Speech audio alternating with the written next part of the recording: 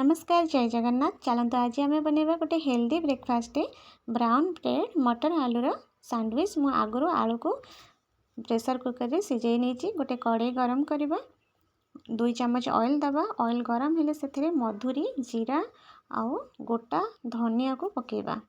जीरा पकेबा, गोटा धनिया पकेबा, मधुरी पकेबा। से टिके फुटी आसिले 2टा चुन चुन काटिके रखी पियाज को आम देदेबा। पियाज को आम किछि सेकेंड भाजिबा। किछि सेकेंड भाजिला पर आम से अदा रसुण को छेचिक रखते देदेबा। ताकू भी किछि सेकेंड भाजिबा। किछि सेकेंड भाजिला पर मटर से देदेबा। आम मटर को भी 2 मिनट भाजिबा। से आम मसला पकेबा। हलदी गुंड, काश्मीर लाल मिर्च पाउडर, लंका गुंड राग वाला, स्वाद अनुसार लुण पकेकी किछि सेकेंड मसला को भाजिबा। हाफ ग्लास आम पानी देदेबा कहीं मटरटा टिके सिझिबा दरकार।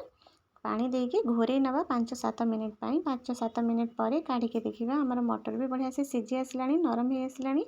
से मु आलू सिझेकी रखी ताको हाथ में एमती चकटिकी देदेबा कड़े रे। से आम चाट मसला पकेबा। चटपटा लगिबो हमर सैंडविच, से चाट मसला पकेबा 1 चम्मच।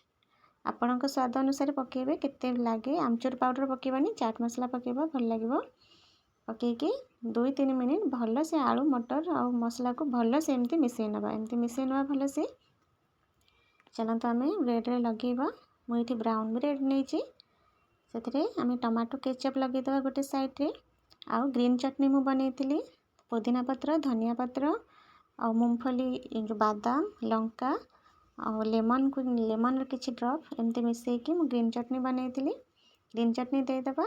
आलू मटर रे आम देदेबा पेस्ट देके ताको गोटे कड़े गरम करवा।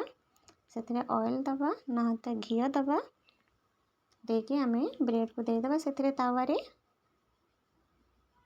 देके ताको एपट सेपट कर नबा।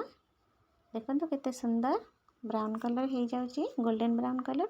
घी टिके चारिकता देदेबा आम देके आमर हो गला सैंडविच हो गला। आमर मझे एमती काटी नबा। देखो केते सुंदर देखा जाउची और खाइबा को भी बहुत टेस्टी और शरीर ପାଇଁ भी वेरी हेल्दी।